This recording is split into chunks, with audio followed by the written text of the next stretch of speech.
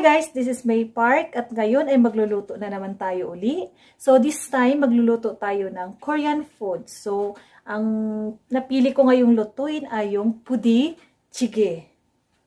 So napili ko siya ngayong lutuin guys kasi yung anak ko is gustong kumain. So ngayon guys, ipapakita ko sa inyo ang ating mga sangkap sa budae-jjigae. Let's go!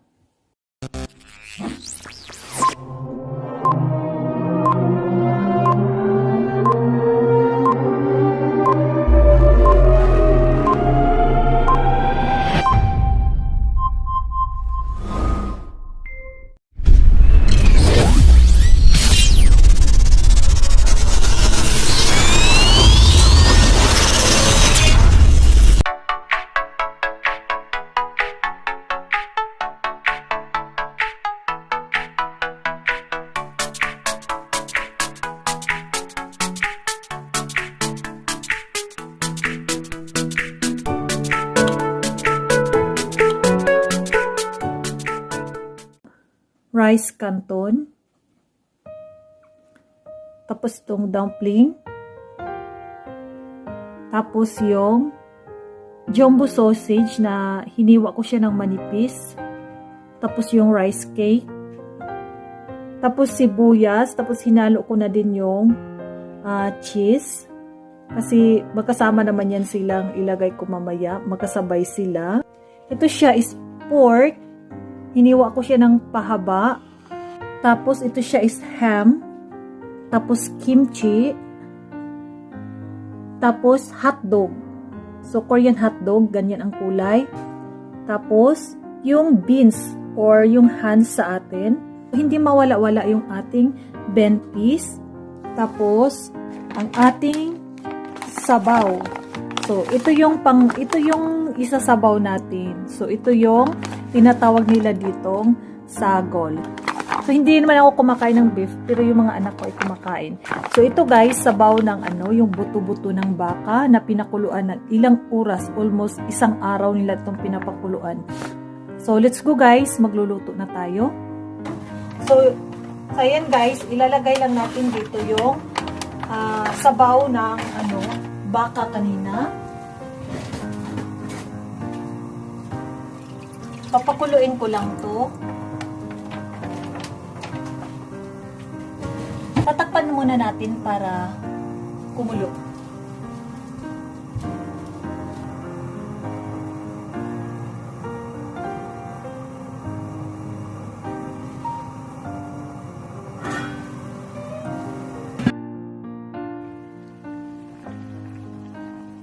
So ayan guys, pinaghalo-halo ko na siya lahat at pinapakuluan. Kasama na nito yung mga iba pang ingredients. So, lahat ng ingredients, sinabay-sabay ko na. Tapos, guys, hindi ko nasabi sa inyo itong noodles. Yung noodles lang. Ito siya, guys. Ilalagay ko rin to. So, hindi ko to naipakita kanina. So, ilalagay ko din siya. Kita nyo, guys, pula na siya. It means manghang na din siya. Sarap! Mas gusto ko pang dagdagan ng kasi gusto ko pa siyang dagdagan.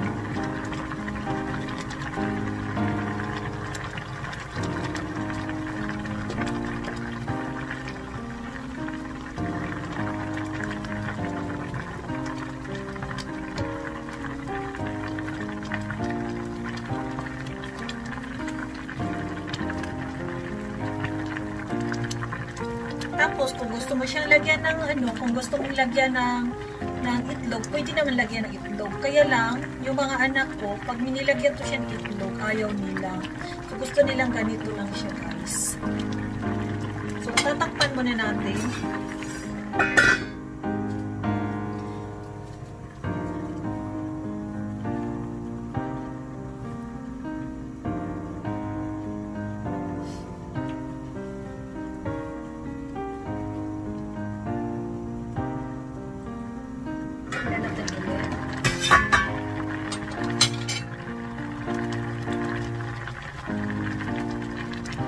So, ayan guys, pwede na nating lagay dito ngayon yung sibuyas natin. So actually guys, mabilis lang naman maluto itong mga mga ibang ingredients. Ilalagay na natin na ito ngayon, yung sibuyas at saka yung cheese. Sabay na lang natin.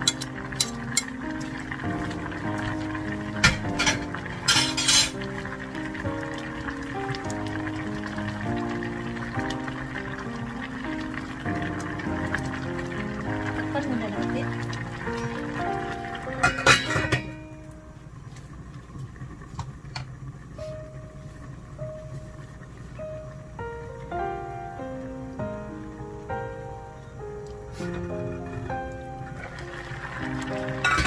Kainaan natin yung apoy. Tapos, yan.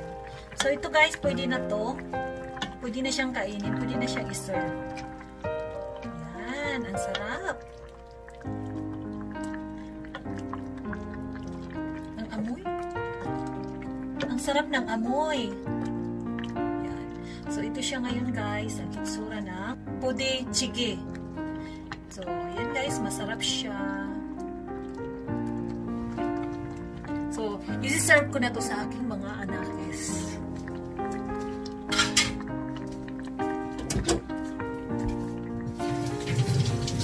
So, ito na yung budae-jjigae natin guys. So, ibibigay ko lang to sa aking anak. Siya ang magtitikim kasi ito siya guys ay baka. So, hindi ako makakain ito. So, tawagin ko muna yung anak ko para siya ang titikim. So, wait guys ha. So, siya ngayon na magtitikim guys kasi sila naman mahilig dyan.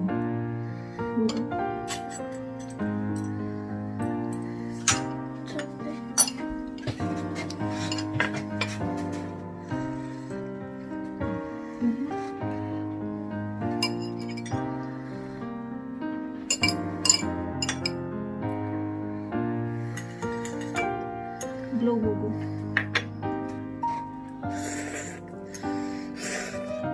맛있어?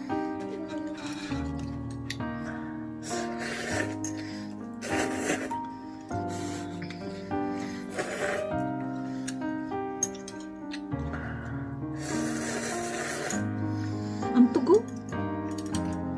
Hindi daw mainit.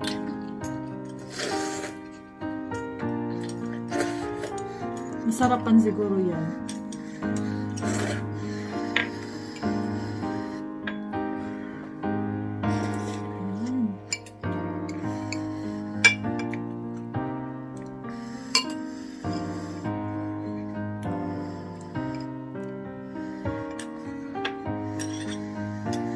맛있어?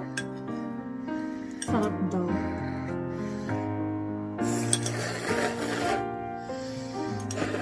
물도 먹고.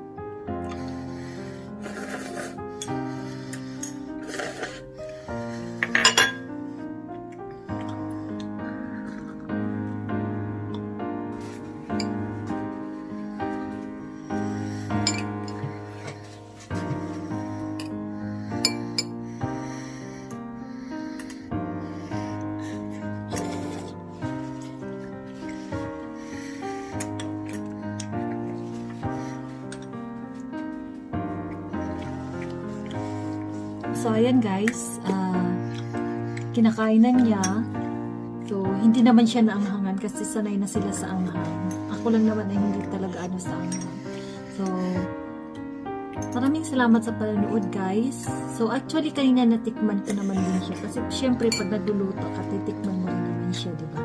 So, masarap talaga siya. Kaya lang guys, hindi ko kayang kumain kasi nga yung amoy ng baka. Naaamoy ko pa rin. So, yun lang guys. Thank you so much. At sana nagustuhan niyo tong video ko na to. At mag-comment na lang kayo below kung ano pang gusto niyo papagawa sa akin. So, gagawin ko hanggat kaya ko guys. And, Sungmin, magbabay ka muna.